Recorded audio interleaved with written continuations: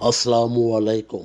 প্রিয় বন্ধুগণ, বিশ্বব্যাপী তেল সংকট কেবল অর্থনীতির ওপর চাপ নয়, বরং এটি মানুষের দৈনন্দিন অভ্যাস ও রাষ্ট্রের পরিচালনার ধরনও বদলে দেয়।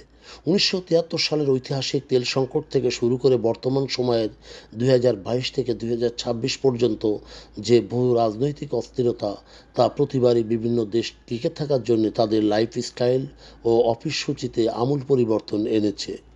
তেল সংকটের প্রেক্ষাপটে দেশগুলো তাদের জীবনযাত্রার যে ব্যপ্ততা সেটা কমিয়ে এনেছে। ইতিহাসের পাতায় এই ইরান ইসরায়েল যুদ্ধ বিশ্ব জীবনযাত্রায় সম্প্রতি পরিবর্তন এনেছে।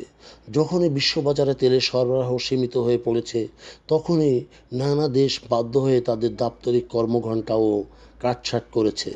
যা ছিল সাময়িক অস্বস্তি, আবার তা কখনো কখনো হয়ে দাঁড়িয়েছে বাধ্যতামূলক নতুন এক স্বাভাবিক জীবনধারা। 4 দিনের কর্মদিবস ও তেলের রেশনিং। সম্প্রতি 2022 থেকে 2026-এর যে ইরান ইসরায়েল যুদ্ধ, সেটি জ্বালানি সংকটের মূল কারণ। সবচেয়ে বড় প্রভাব দেখা গেছে সেটি দক্ষিণ এশিয়ায়। শ্রীলঙ্কা এবং পাকিস্তান এর অন্যতম উদাহরণ। শ্রীলঙ্কা তার তীব্র অর্থনৈতিক সংকটের মুখে দেশটি সরকারি চাকরিজীবীদের জন্য সপ্তাহে 7 দিনের স্থলে 4 দিনের কর্মদিবস চালু করেছে। তবে মূল উদ্দেশ্য যাতায়াতে তেল কমানো, বিশেষ করে ছুটির দিনে কর্মীদের নিজস্ব জমিতে সৌরচালিত চাষাবাদে উৎসাহিত করা, যাতে খাদ্য সংকট মোকাবেলা করা যায়। পাকিস্তান পাকিস্তান জ্বালানি সাশ্রয়ের জন্য অনুরূপ পথ বেছে নিয়েছে। সরকারি অফিসের সময় কমানোর পাশাপাশি তারা শপিং মল এবং রেস্তোরাঁয় রাত 8টার মধ্যে বন্ধ করার নিয়ম জারি করেছে, যাতে বিদ্যুৎ ও জ্বালানির ওপর চাপ কমে যায়। ইউরোপের ডার্ক সিটি এবং তাপমাত্রা নিয়ন্ত্রণ। 2022 সালে ইউক্রেন যুদ্ধের পর থেকে ইউরোপ যখন জ্বালানি সংকটে পড়ে, তখন তাদের লাইফস্টাইলে বড় ধরনের পরিবর্তন আনে। জার্মানি, ফ্রান্স এবং স্পেন কঠোর কিছু পদক্ষেপ নেয়, যা সাধারণ মানুষের অভ্যাসে পরিণত হয়। অফিস ও ঘরের তাপমাত্রা। বিশেষ করে ইউরোপের দেশগুলোতে শীতকালে অফিসে হিটারের তাপমাত্রা সর্বোচ্চ 11 ডিগ্রি সেলসিয়াসে সীমাবদ্ধ রাখার নিয়ম জারি করা হয়। অনেক দেশে পাবলিক বিল্ডিংগুলোতে রাত 10টার পর আলোকসজ্জা বন্ধ করে দেওয়া হয়, যাকে বলা হয় ডার্ক ডার্ক মোড শহর। ফ্রান্সের উদ্যোগ। ফ্রান্স এসি চলাকালীন দোকানের দরজা খোলা রাখলে জরিমানার বিধান সেখানে চালু আছে। এছাড়াও রাতের বেলায় নিয়ন সাইন বা বিজ্ঞাপনের আলো বন্ধ রাখা এখন সেখানকার সাধারণ অভ্যাসে পরিণত হয়েছে। 1973-এর স্মৃতি।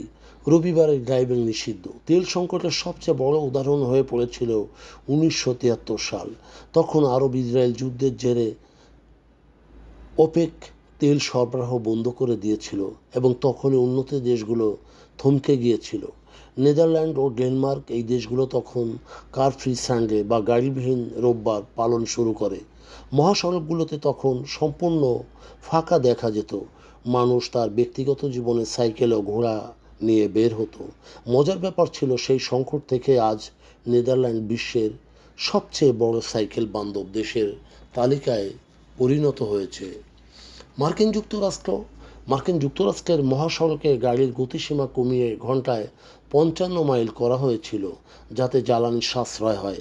এমনকি দিবালোকে সাশ্রয়ী সময় ডে লাইট সেভিং টাইম দীর্ঘায়িত করা হয়। অফিস সময়সূচিতে স্থায়ী পরিবর্তন। বিশেষ করে রিমোট ওয়ার্কের উত্থান ঘটে তখনই। 2024 থেকে 26 সালের দিকে দেখা গেছে অনেক দেশ তেল সাশ্রয়ের জন্য ওয়ার্ক ফ্রম হোম বা বাসা থেকে কাজ করার প্রবণতাটিকে স্থায়ী রূপ দিয়েছে। আন্তর্জাতিক জ্বালানি সংস্থা আইইএ তাদের এক প্রতিবেদনে সুপারিশ করেছে যে সপ্তাহে অন্তত 2 দিন বা 3 দিন বাসা থেকে কাজ করলে প্রতিদিন প্রায় 5 লাখ ব্যারেল তেল সাশ্রয় সম্ভব।